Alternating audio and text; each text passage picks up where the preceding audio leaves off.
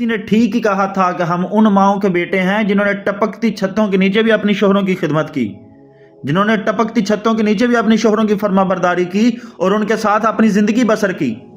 आज की खवातीन, आज की बेटी, आज की औरत क्या जाने गुर्बत किसे कहते हैं। जरा सी बात पे मेना दे देना, जरा सी बात पे ताना दे देना, मुझे फलां चीज नहीं मिली, ये कोई छोटी बात नहीं है। इमाम बुखारी ने क्या लिखा जी बुखारी शरीफ में, हजरत अब्दुल्ला बिन अब्बास रदी अल्लाह तआला अन्हु आपके हवाले से आप कहते हैं कि नबी अलैहिस्सलाम ने फरमाया भी मुझे दोजख दिखाई गई तो मैंने इसमें ज्यादातर तादाद औरतों की देखी। तो अर्ज किया गया या रसूल अल्लाह, क्या वो अल्लाह के साथ कुफर करती हैं, इस वजह से अल्लाह ने उन्हें दोजख में डाल दिया अल्लाह ने उनको? तो नबी अलैहिस्सलाम ने फरमाया भी वो खामद की नाशुक्री करती हैं और एहसान की नाशुक्री करती हैं। अगर तुम उम्र भर इनमें से किसी के साथ एहसान करते रहो, फिर तुम्हारी तरफ से कभी कोई इनके ख्याल में नागवारी गुजर जाए तो फिर वो फौरन क्या देती हैं कि मैंने तो कभी कुछ देखा ही नहीं, मैंने तो कभी कोई भलाई देखी नहीं।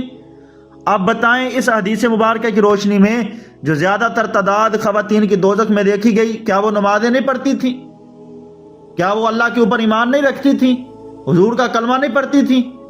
किस वजह से उनकी तादाद, हुजूर ने क्या फरमाया भाई किस वजह से वो दोजख में डाली जाएंगी? शोहर की नाशुक्री की वजह से। तो बात बात पे ताना दे देना, बात बात पे मीना दे देना, भाई अल्लाह की शुक्रगुजारी किया करो।